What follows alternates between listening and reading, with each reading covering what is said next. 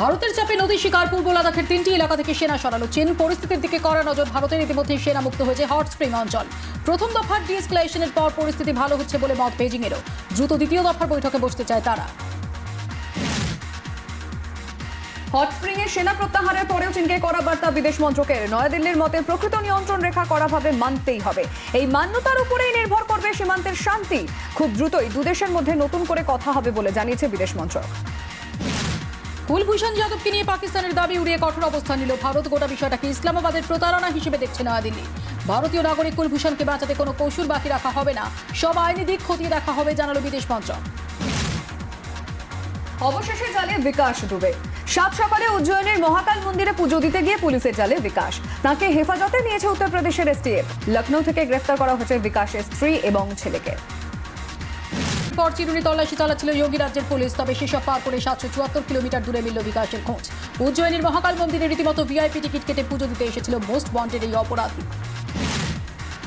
লাগাতার তল্লাশি স্নায়ুর লড়াইয়ে ক্রমে কোণঠাসা হচ্ছিল বাহুবলী বিকাশ। এনকাউন্টারে আগেই খতম হয় বিকাশের 3 নির্ভরযোগ্য কমান্ডার। বিকাশের 10 সঙ্গীকে ধরে ফেলেছিল পুলিশ। এই অবস্থায় কোথায় যেত বিকাশ? কানপুরে তার বাড়িও গুঁড়িয়ে দেয় পুলিশ।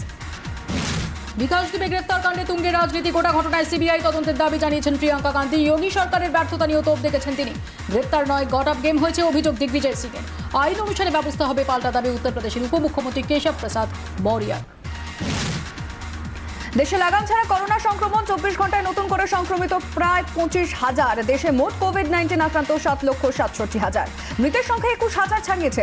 তবে এর মধ্যেই আশা জাগাচ্ছে সুস্থতার হার।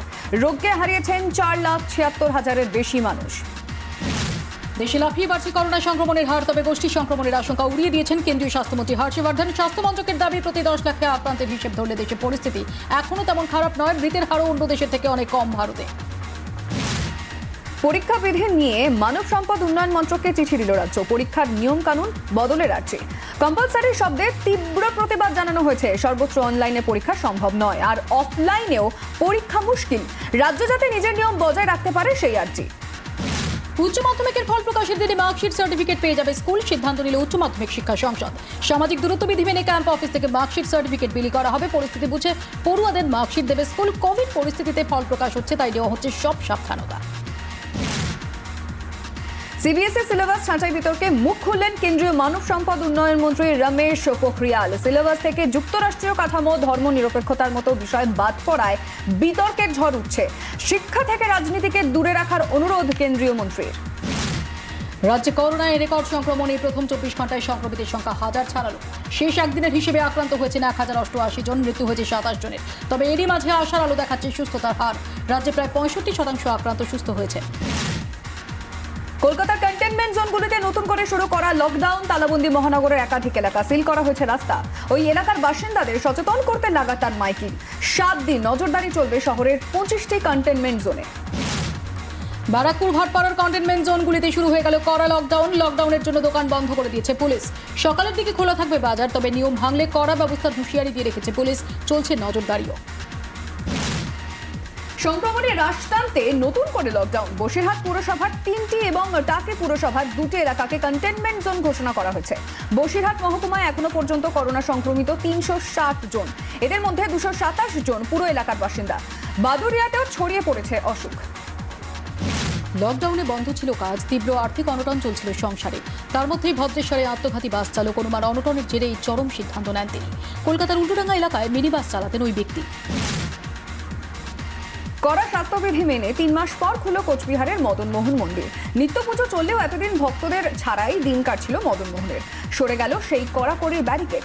প্রথম দিনই পুজো দিলেন জেলা শাসক। পুজো দেন কয়েকজন ভক্ত, তবে বিগ্রহের সামনে যাওয়ার অনুমতি মেলেনি। করোনা পরিস্থিতির মধ্যেই একের পর এক জনবিরোধী সিদ্ধান্ত নিচ্ছে কেন্দ্র। এই অভিযোগে ফের পথে তৃণমূল। কয়লা খনির বেসরকারীকরণের বিরুদ্ধে কোল ইন্ডিয়ার সামনে বিক্ষোভ। অবস্থান বিক্ষোভে সামিল সুদীপ বন্দ্যোপাধ্যায়, শশী পাঁজা, নয়না বন্দ্যোপাধ্যায় সহ নেতারা। টিউশন ফি ছাড়া অন্যান্য খরচ নয়। বেহালার শাহ পাবলিক স্কুলে ফের অভিভাবকদের বিক্ষোভ। অভিভাবকদের দাবি, অনলাইন ক্লাস চলায় তাঁরা শুধু টিউশন ফি দিতে চান, কিন্তু স্কুল এই নিয়ে কোনো সিদ্ধান্ত নিচ্ছে না। স্কুলের প্রিন্সিপালের পাল্টা বক্তব্য, যাদের আর্থিক অসুবিধা রয়েছে তারা স্কুলকে জানান। বাড়িওয়ালা ভাড়াটে বিবাদ থেকে রক্তারক্তি কাণ্ড চন্দননগরে ভাড়াটের গলায় ছুরি চালিয়ে দেওয়ার অভিযোগ বাড়ির মালিকের বিরুদ্ধে।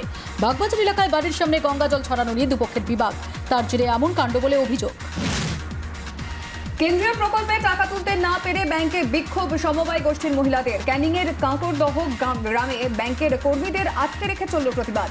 বিক্ষোভকারীদের অভিযোগ, তাদের টাকা এবং পাসবই জোর করে আটকে রাখা হয়েছে। এরই প্রতিবাদে ব্যাংকের তালা ঝুলিয়ে দেন বিক্ষোভকারীরা। অবশেষে খোঁজ মিলল বেসরকারি কোম্পানির ম্যানেজিং ডিরেক্টরের। গত রবিবার বাড়ি থেকে বেরিয়ে আর ফেরেননি তিনি। দুর্গাপুর থানায় নিখোঁজ অভিযোগ দায়ের করা হয়। 3 দিন পর তাকে বিহারের ঔরঙ্গাবাদ থেকে উদ্ধার করে নিয়ে আসে পুলিশ। রহস্যজনকভাবে কেন উধাও তিনি, এর পেছনে কি রহস্য রয়েছে জানতে রাজেশ জৈনকে জিজ্ঞাসাবাদ। আরও বিপাকে ইয়েস ব্যাংকের সহ প্রতিষ্ঠাতা রানা কাপুর। রানা এবং তার পরিবারের প্রায় 1400 কোটি টাকার সম্পত্তি ক্রোক করল ইডি। এর মধ্যে মুম্বাই, দিল্লি ছাড়াও নিউ ইয়র্ক এবং লন্ডনের সম্পত্তি বাজেয়াপ্ত হয়েছে। ক্রোক করা হয়েছে 50 কোটির ফিক্সড ডিপোজিটও। লকডাউনে অর্থনীতির মুখ থুবড়ে পড়ার জের ব্রিটেনে কাজ হারাচ্ছেন হাজার হাজার মানুষ। লন্ডনের অন্যতম বড় একটি রিটেল ব্র্যান্ডে এক লপ্তে 5300 জনকে ছাঁটাই করেছে। ছাঁটাই চলছে অন্যান্য সংস্থাতেও। পরিসংখ্যান বলছে ইংল্যান্ডে প্রতি 3900 জনে একজন কোভিডে সংক্রমিত। টানা বৃষ্টিতে বানভাসে অসম। কাজিরাঙ্গা জাতীয় উদ্যানে বিপর্যস্ত বন্যপ্রাণ। মাঝে মাঝে এই জাতীয় সড়কের ওপর দিয়ে যাতায়াত করতে দেখা যাচ্ছে গন্ডার সহ একাধিক বন্যপ্রাণীকে। এই পরিস্থিতিতে জাতীয় সড়কে যান চলাচলের গতি নির্দিষ্ট করে দিয়েছে প্রশাসন। বসানো হয়েছে সিসিটিভি, স্পিড মাপার যন্ত্র। বসতবাড়িতে ঘাঁটি কেটেছিল বিষধর গোখরো। 1-2 নয়, 17টি সাপ বাসা বেঁধেছিল মাটির বাড়িতে। কালনার পিয়ারি নগরের ঘটনা। একটি সাপ নজরে আসতেই শুরু হয় খোঁজ। মাটির বাড়ি ভাঙতে বেরিয়ে আসে 17টি সাপ, উদ্ধার হয়েছে 34টি ডিমও।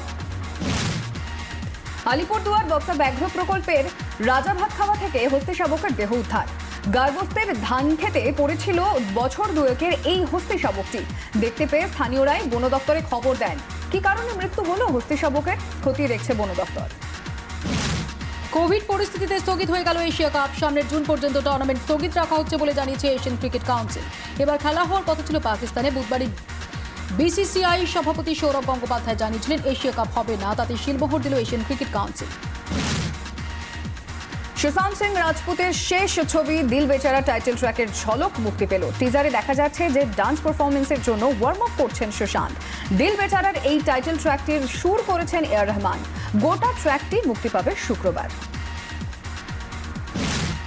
নিউ নর্মালে শুরু হয়ে গেল বাংলা ছবির শুটিং। পোস্ট কোভিড পর্বে বাংলা ছবির নয়া যাত্রায় মাস্ক, স্যানিটাইজার, ফিউমিগেশনের পাশাপাশি সবথেকে বড় খবর, শুটিং ফ্লোরে ফিরলেন মিমি চক্রবর্তী ও নুসরাত জাহান। ছবির নাম SOS কলকাতা। পরিচালক অংশুমান প্রত্যুষ। ছবির প্রযোজকের ভূমিকায় আরেক অভিনেত্রী এনা সাহা। সন্ত্রাসবাদ বিরোধী ছবির পোস্টারও প্রকাশিত হয়েছে।